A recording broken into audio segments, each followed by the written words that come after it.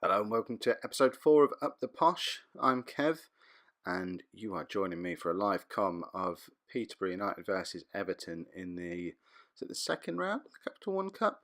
But before we get into that, we'll just have a look back over the past couple of games. And as you can see from this league table that we've got over there, this is all going a bit mental. Last time I did a live com match, it was Sheffield United away, and it was a fairly tight game until the last 15 minutes. And it wasn't even 15 minutes, was it? It was the last 5 minutes.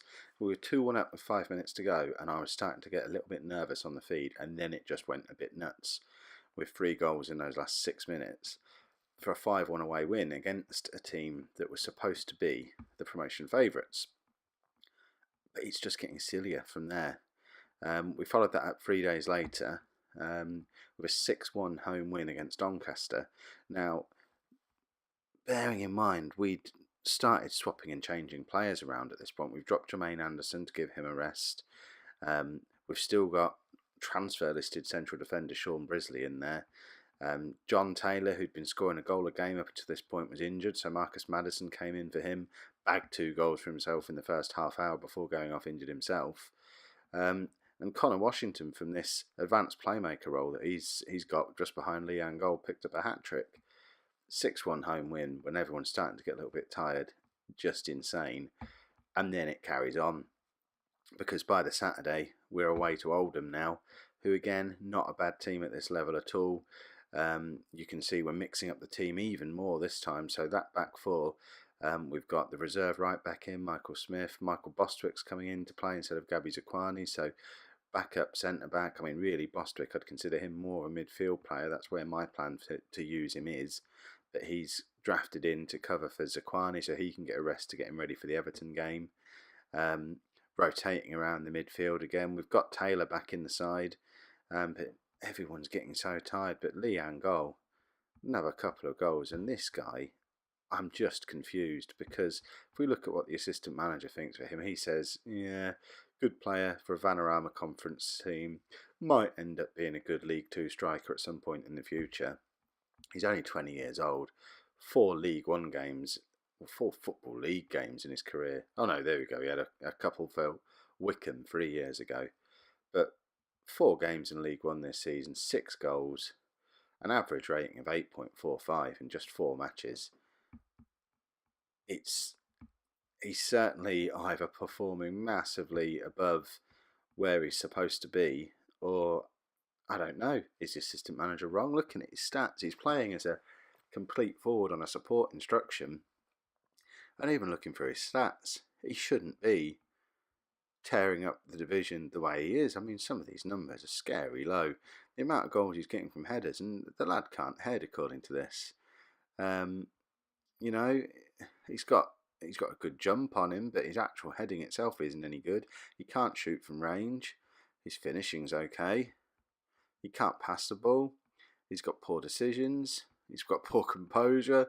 He's not a team player. I mean, how has this lad got 6 goals in 4 games? Surely the wheels are going to fall off any time now, but at the moment it is just good fun watching a 20-year-old lad come in and score the amount of goals he's scoring and play the way he's playing as well.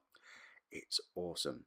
And that brings us up to the Everton match in the Capital One Cup. I wouldn't have ordinarily done another live com this soon, only 2 games after the Sheffield United match. My plan is to leave it probably a month of in-game time between each live com, just so that we actually start to move through some of these seasons a bit, because as I've mentioned before, this save is only really to keep us going until FM16 comes out. We're less than a month away from that now. Depending on how things are going, I might keep this one going with my FM16 save as well for a little while, but really I'd like to get at least 2, 3, 4 seasons under my belt before Football Manager 16 comes along and distracts everybody. And if I'm doing live comms every 2 or 3 matches, we're going to struggle to make it through the whole season. So he says all that. I want to do this Everton match today, and then probably going to do the Millwall match at home tomorrow, because if we look at that league table, which we can't do like that, Millwall are the other team with a 100% record at the moment, so got to show you that one, haven't I? But then we'll get into a more regular sort of monthly live com carry on with the daily episodes on here, it'll all start to make sense. So anyway, let's get into the Everton match. Oh, there you go, tweets coming through, better learn how to turn that off. We're at home to Everton. Now, interestingly, I noticed before when I was having a nose around, Everton have actually got 5 players out injured for this match. Dare I dream with the form we're in that we stand a little bit of a chance?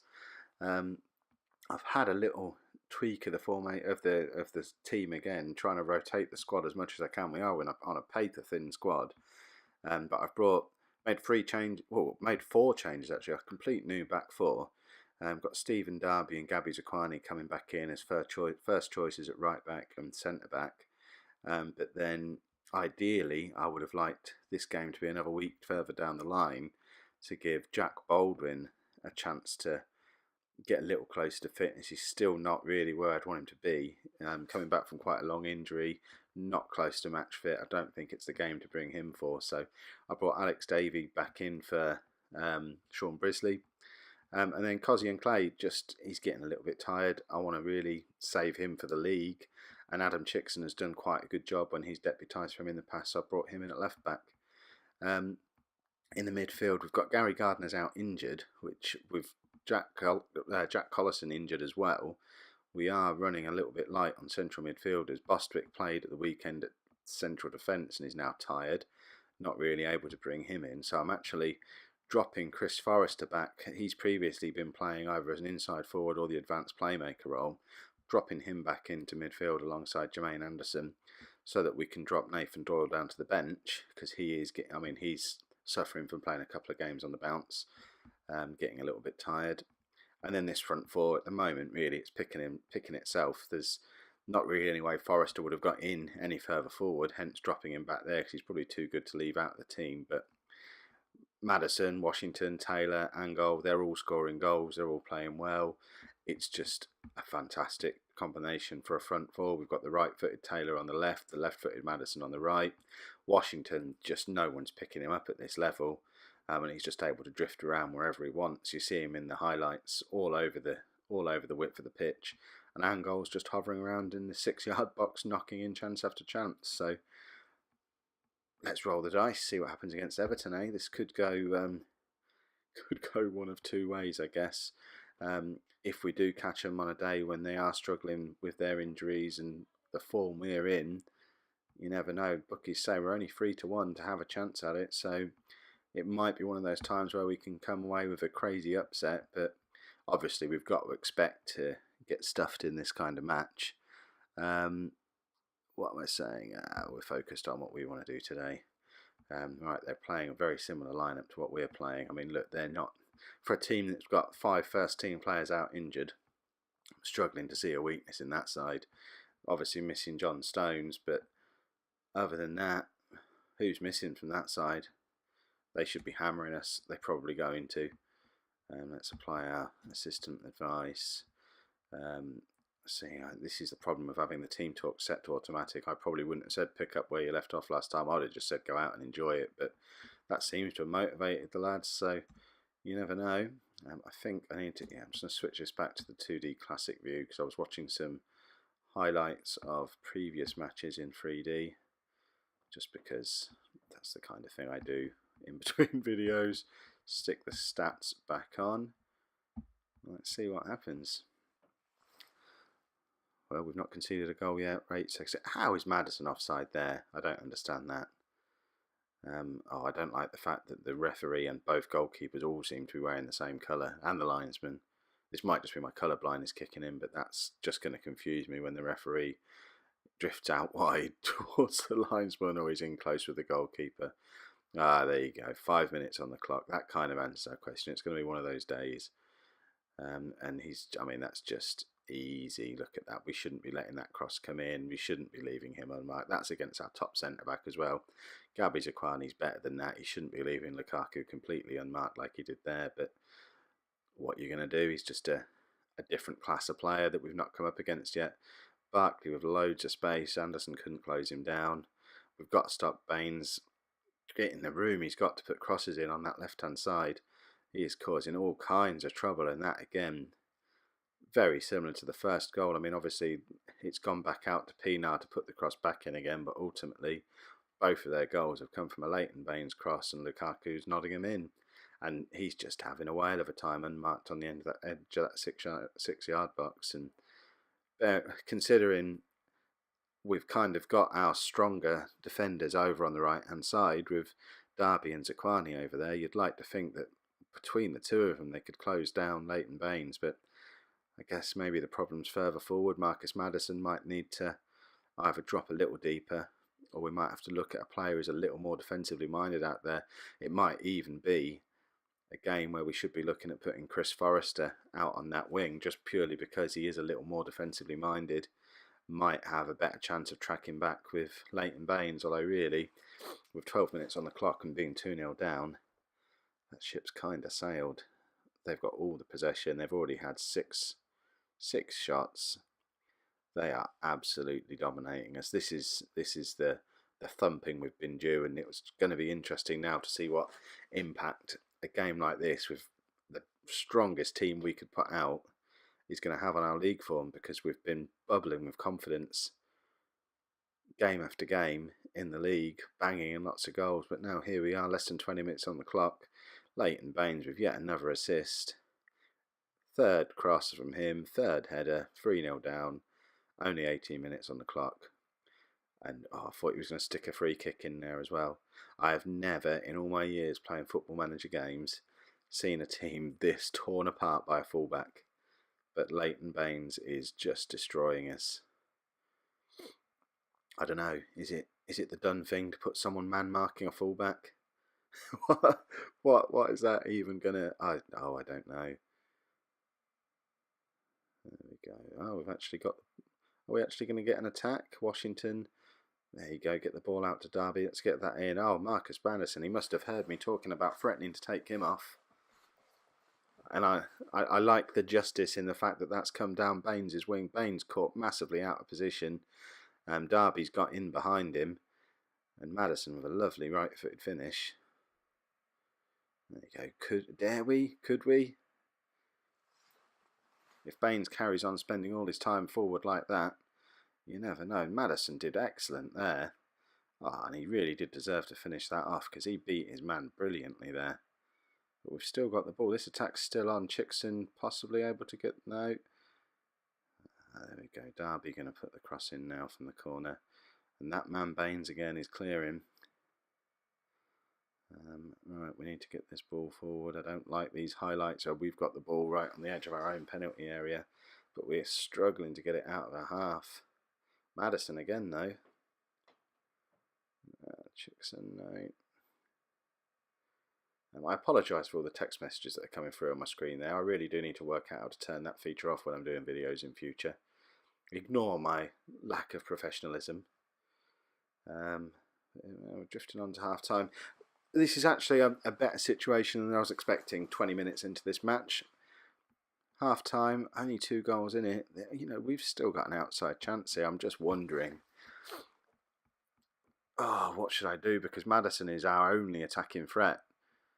But he's also potentially the reason Baines is getting all the space he's getting going forward. I think, I said before, we're rolling the dice. We've got to keep rolling. Maddison is the only threat we've got going forward. We've got to leave him on and just hope the fact that Baines is trying to exploit him leaves gaps behind him for Maddison to jump into and exploit. And it's really just going to become a battle between which one of those two can get enough space in behind the other, I guess, in this second half. So why are we going down the wrong wing? Let's not give Lukaku any space to do... Oh, I thought that was going to be 4 then, and that would have been game over. I think at that point, 4-0 there, it would be time to bring off some of the more important first team players and start saving them for the weekend. There's no coming back into it from that point. But looking at the fitness levels, the likes of Washington and Anderson, they're already dropping below 80% with only 53 minutes on the clock. So we've got to already be thinking, well, Connor Washington probably not going to make it through the end of these 90 minutes. So at what point do we kind of admit defeat, take him off and save him for the weekend? Not while he's causing havoc like that, certainly. it's all quietening down a bit now. Baines is going to score one of those free kicks before this game is over. He's just having one of those games against us. I'm going to hold out for maybe another 5 more minutes before I make a couple of substitutions at least.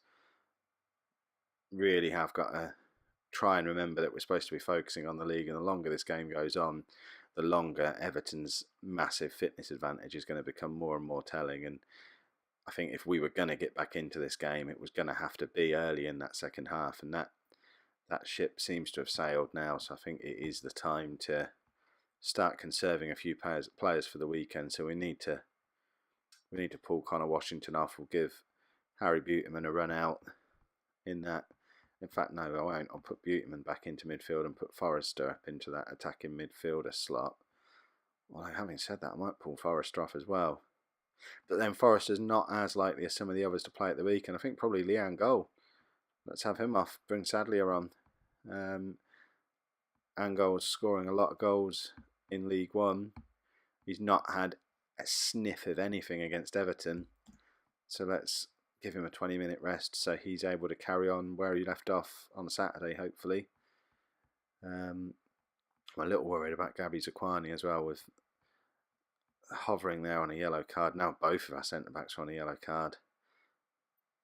I think it might be a time to pull Zakwani off and try and save him for the weekend, especially if Baldwin is likely to be fit again by then. I could be able to put out my first choice centre-backs for the first time all season. Oh, I didn't want to get one of them sent off. I said I was worried about having the two of them there on yellow cards, and now Alex Davey has basically stopped me from being able to take Zakwani off either, because we need to... See, I haven't really thought of a backup plan for what to do in this system when we get a player sent off. I think it's time to probably sacrifice Forrester. I don't even have a centre-back on the bench. Cozzy and Clay can probably play there. Michael Smith could probably play there as well. Ideally, I would have had Bostwick around at this point, but I think if we bring on Clay on for Forrester, well, apparently he doesn't want to play there, so let's try Michael Smith. Do you want to play there, Michael Smith? Let's drop you back into centre-back. You're a little more comfortable. I suppose you are a right-back, so we'll switch you and Zakwani over. Hope we don't pick up another yellow card for Zakwani now as well. I would have ideally been taking him off at this point, but Lukaku's about to complete his hat-trick, and we'd kind of like there to not be any more highlights after this, purely because anything else from this point on feels more likely to be another red card for one of my defenders than it's going to be us getting back into the game in any way at this point. We've certainly not disgraced ourselves against a upper Premier League side. We've not been completely outclassed. I mean, possession-wise, we're a long way away from where we'd want to be, but we've created a few chances. We've looked dangerous at times. Marcus Maddison particularly has had a very good game. Oh, and now Gabby Zakwani's injured. I wanted to take him off as well. Oh, that's both my centre-backs gone in this match. I am never going to get to play my two first-choice centre-backs together at this rate. Right, all I can do is... Can I bring Derby into the middle there? Yeah, so we've got two right-backs at centre-back. I know Harry Buteman can play right-back, actually, so we'll drop him back there. And, I don't know, bring Taylor back into midfield, maybe. And perhaps bring Maddison over to play in the hole behind Sadlier, and we're now very narrow 9 men. Oh, we need this game to be over before anything else goes wrong at this point. I'm already scratching my head trying to work out who's going to be playing at centre-back at the weekend. We're going to have Davey suspended, Zakwani if he's injured for any kind of length of time. We're kind of hoping that, I guess we're looking at Brisley and Baldwin maybe there at the weekend, if Baldwin can get fit again. But both him and Bostwick are battling to get anywhere near fit enough to be there for the weekend, and Sean Brisley's on the transfer list, but is going to end up having played more games at centre-back than anyone else at this rate. There we go, 4-1. As I said before, considering we've finished that game with 9 men, we've not embarrassed ourselves by any stretch of the imagination. No, he won't struggle to get back into the team because we've got no centre-backs. That's not bad possession-wise for against Premier League opposition. Certainly nothing to be ashamed of. Yeah, I can live with that, and hopefully we'll be back to form in the league tomorrow when I'm back in there with some games that I'll play offline, and then we'll be live streaming that, live comming that that Millwall game in a couple of games' time. So if you are enjoying the series, I really would appreciate if you'd pop a like on there for me, or get involved in the comments. Really love to get involved in the chat in the comments. And obviously, if you want to make sure that you're getting involved in all of these videos in the future, make sure that you subscribe to these videos. All your likes, comments and subscribes, they do make a massive difference to the visibility of the channel, and I appreciate each and every one of them. Cheers.